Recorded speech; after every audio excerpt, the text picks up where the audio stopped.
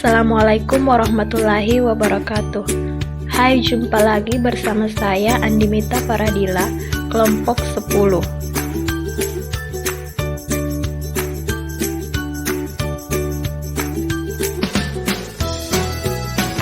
Nah, di video kali ini kita akan membahas tentang bahan ajar interaktif tematik berbasis komputer. Selamat menyaksikan.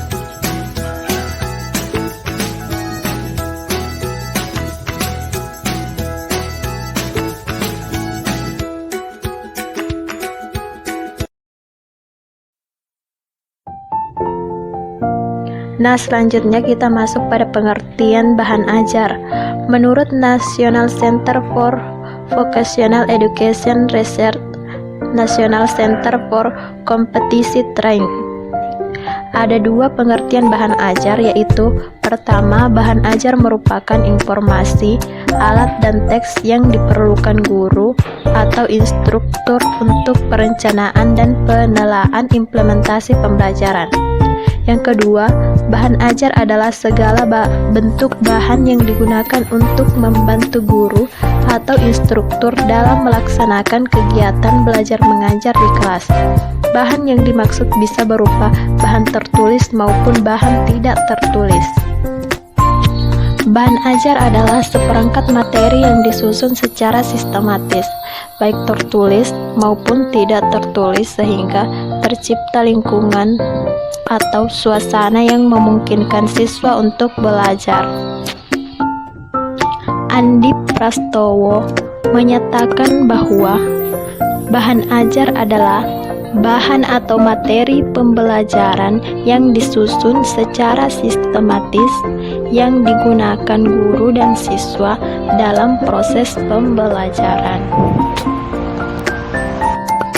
Maka dapat disimpulkan bahwa bahan ajar adalah bahan atau materi pelajaran yang disusun secara sistematis, baik tertulis maupun tidak tertulis, yang digunakan oleh guru dalam pembelajaran di kelas untuk menciptakan suasana atau lingkungan pembelajaran yang memungkinkan siswa berminat untuk belajar, sehingga mencapai standar kompetensi yang telah ditentukan.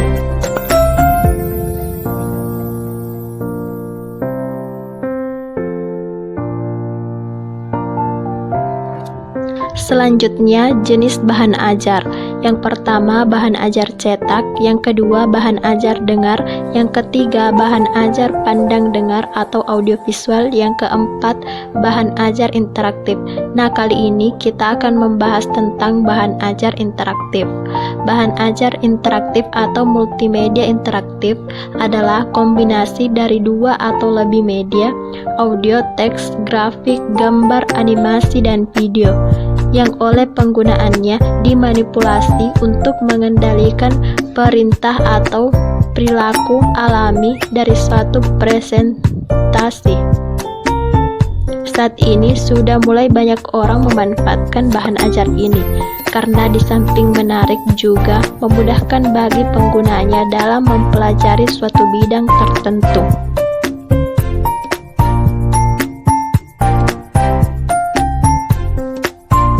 Kemudian selanjutnya, pembelajaran berbasis komputer. Yang pertama, Computer Assisted Instruction. Pembelajaran dengan bantuan komputer. Pada Computer Assisted Instruction, perangkat lunak yang digunakan berfungsi membantu guru dalam proses pembelajaran, sehingga multimedia, alat bantu dalam presentasi maupun demonstrasi atau sebagai alat bantu dalam pelaksanaan pembelajaran. Yang kedua, Computer Based Instruction. Pembelajaran berbasis komputer mempunyai manfaat yang lebih luas. Di samping bisa dimanfaatkan sebagai fungsi, juga bisa dimanfaatkan sebagai sistem pembelajaran individu atau individual learning, sehingga Computer Based Instruction bisa memfasilitasi belajar kepada individu yang memanfaatkannya. Selanjutnya, bahan ajar interaktif berbasis komputer. Menurut Prastowo, Pemakaian bahan ajar interaktif berbasis dalam proses pembelajaran meliputi 3 tujuan, yaitu kognitif, psikomotorik, dan afektif. Pemakaian bahan ajar interaktif berbasis komputer berdasarkan kognitif, psikomotorik, dan afektif dapat disesuaikan dengan standar kompetensi dan kompetensi dasar yang ingin dicapai dalam proses pembelajaran. Dalam hal ini, menggunakan bahan ajar interaktif berbasis komputer untuk mengukur aspek kognitif.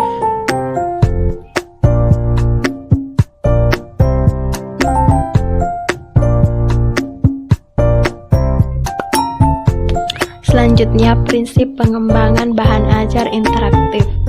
Menurut Amri dan Ahmadi, adapun prinsip pengembangan bahan ajar adalah sebagai berikut. Yang pertama, mulai dari yang mudah untuk memahami yang sulit, dari yang konkret untuk memahami yang abstrak. Yang kedua, pengulangan akan memperkuat pemahaman. Yang ketiga, umpan balik positif akan memberikan penguatan terhadap pemahaman peserta didik. Yang keempat, motivasi belajar yang tinggi merupakan salah satu faktor penentu keberhasilan belajar.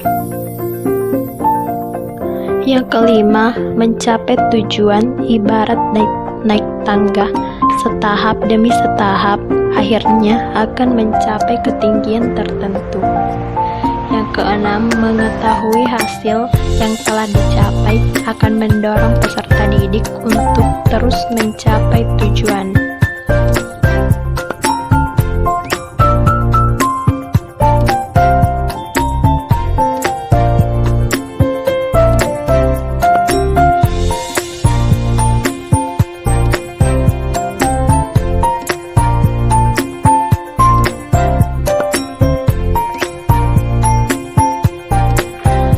Selanjutnya, langkah-langkah memilih bahan ajar. Menurut Direktorat Jenderal Pendidikan Dasar dan Menengah Departemen Pendidikan Nasional 2006, adapun langkah-langkah pemilihan bahan ajar dapat dijelaskan sebagai berikut. Yang pertama, mengidentifikasi aspek-aspek yang terdapat dalam standar kompetensi dan kompetensi dasar. Yang kedua, identifikasi jenis-jenis materi pembelajaran.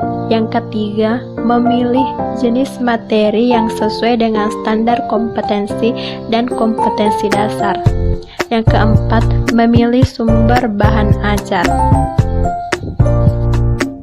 Itulah tadi materi dari kelompok 10. Semoga bermanfaat. Sampai jumpa. Wassalamualaikum warahmatullahi wabarakatuh.